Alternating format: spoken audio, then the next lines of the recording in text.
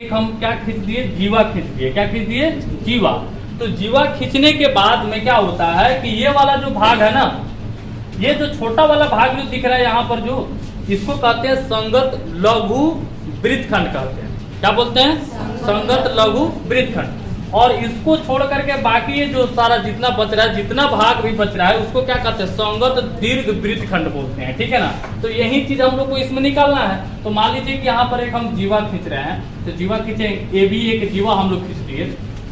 तो इस भाग का हम लोग को क्षेत्रफल निकालना है, और उसके बाद में इसमें जो बताए हैं ये पूरा वाला भाग, इसका क्षेत्रफल हम लोग को निकालना है। तो कैसे निकलेगा इसको सबसे पहले देख लेते हैं। और यहाँ पर जो एक त्रिज्या दिया हुआ है, तो त्रिज्या का मान कितना दिया हुआ है? 15 सेंटीमीटर दिया हुआ है। कितना दिया हुआ है? 15 सेंटीमीटर का। तो मानिए कि ये भी हमारा 15 सेंटीमीटर हो जाएगा, और ये भी कितना हो जाएगा हमारा?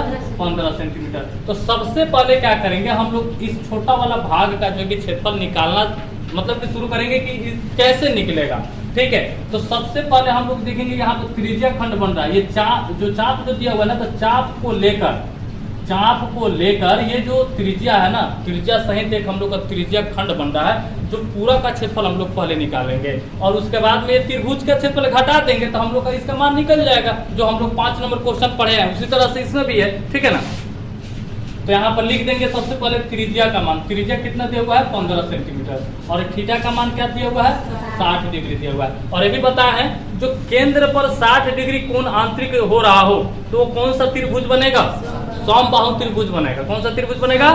समबाहु त्रिभुज। तो समबाहु त्रिभुज का हम लोग क्षेत्रफल निकाल करके घटा देंगे त्रिज्या खंड के क्षेत्रफल में। ठीक है ना? तो यहाँ पे लिखेंगे संगत, अब इसको लिख ही देते हैं, संगत लघु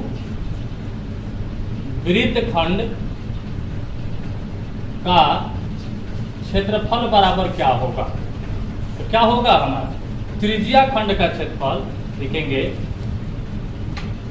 त्रिज्या खंड का क्षेत्रफल माइनस त्रिभुज का क्षेत्रफल, माइनस त्रिभुज का क्षेत्रफल। जो भी त्रिभुज बनेगा यहाँ पर, संपूर्ण त्रिभुज बने या समबाहु त्रिभुज बने, जो भी त्रिभुज बने उसका क्षेत्रफल निकालना है।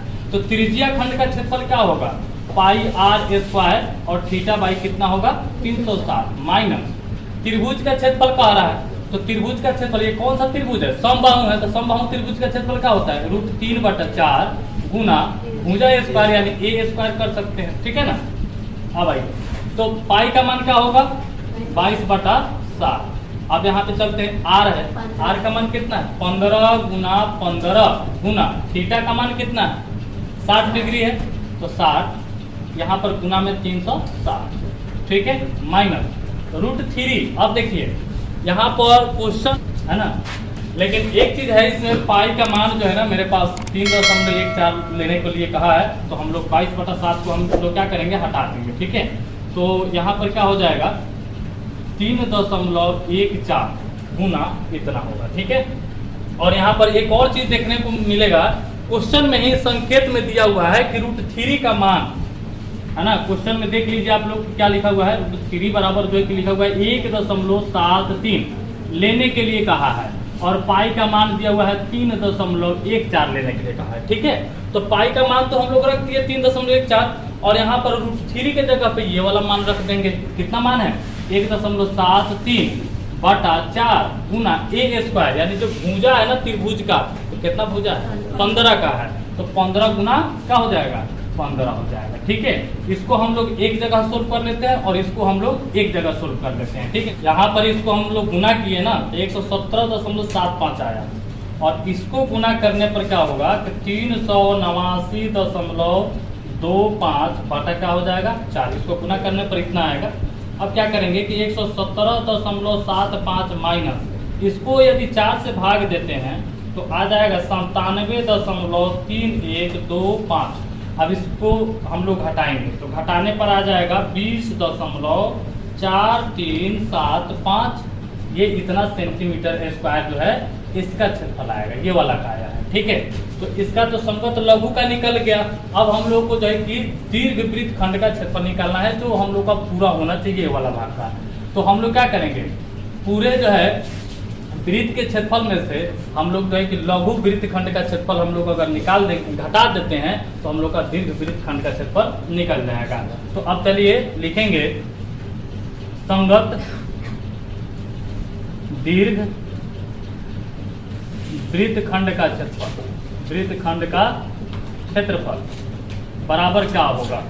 तो सबसे पहले लिखेंगे वृत्त का क्षेत्रफल, वृत्त का क्षेत्रफल माइनस लघु वृत्त खंड का क्षेत्रफल, लघु वृत्त खंड का क्षेत्रफल। ठीक है, तो वृत्त का क्षेत्रफल क्या होता है, पाई आर स्क्वायर होता है कि पाई आर स्क्वायर माइनस संगत लघु वृत्त खंड का क्षेत्रफल कह रहा है।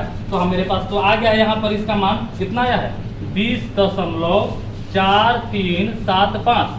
यहाँ पर पाई का मान जो है कि 3.14 लेने के लिए कहा है, तो 3.14 गुना आर स्क्वायर है, तो त्रिज्या हम लोग के पास कितना है 15 गुना 15।